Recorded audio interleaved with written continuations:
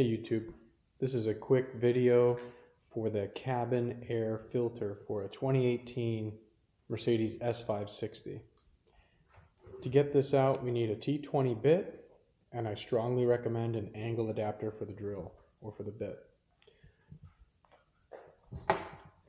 So to start, you want to move your seat back so you can get some room, and this is the panel that's found down here, and there are 3 screws.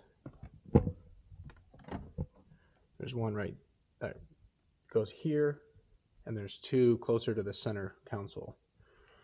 And when you take those 3 screws out, it's tucked up in a position like this. You'll disconnect this cable for the little floor light, and then this whole piece is tucked in here like this, and it slides pretty much straight back towards the seat. When we get that out of the way, it gets even a little bit more tricky. This one silver screw right here comes from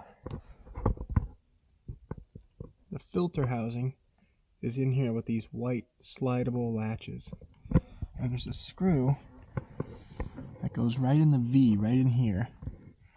It's quite difficult to film this, so that one I got out just barely without the angle adapter. There's also a screw back there. That one is going to need the adapter, so I'm going to try to get that out and then see if I can get a better video of the filter and changing the filter and sliding everything out.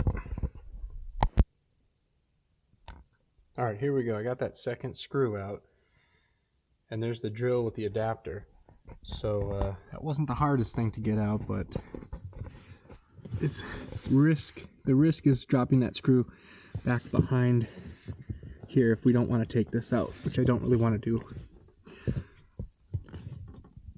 So now we need to slide this in, and this one toward the center, and this door opens up. And so this car has 2 filters with a V shape, where the airflow, I believe, goes from the outside toward the inside. There's some holes on the top of the filter, so we'll just keep that in mind, but I don't think directionality actually matters here. And they pretty much just loosely fall. They come down. Try not to bump them or anything, because they're dirty filters. And then we'll just get the new filters and put them back in. Okay, so if we want to see how these go into the car, and we want to be particular, we'll notice that when the holes are on top, the one that's closer to the seats of the vehicle, the way the flaps are oriented, because the air flows from outside in, so these probably serve to keep air from going around the filters. It's a pretty snug fit though, so just keep that in mind when reinstalling the new ones. Alright, so I'm back down under here. I got the first one in.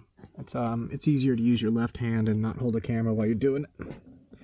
But those holes, there's a little punch up at the top there that kind of holds that filter in place.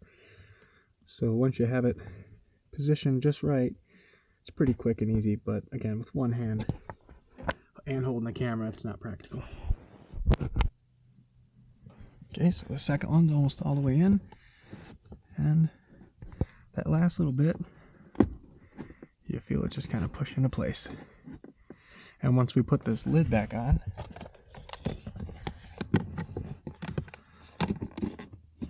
just a little bit of tension,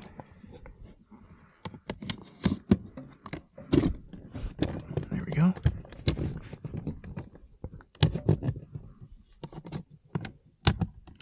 There we go. Now we'll just put those screws back in using the angle attachment and pop this cover back on. We're finished.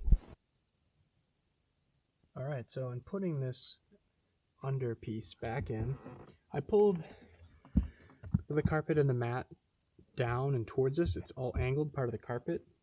That way this lip here can more easily tuck behind this. Just slide this back into place and the little lighting cable up out of the way. And pretty much slide straight in there. Clip the light. sure this tucks in just like that. It snaps back into place. This is the carpet. I can just push this back.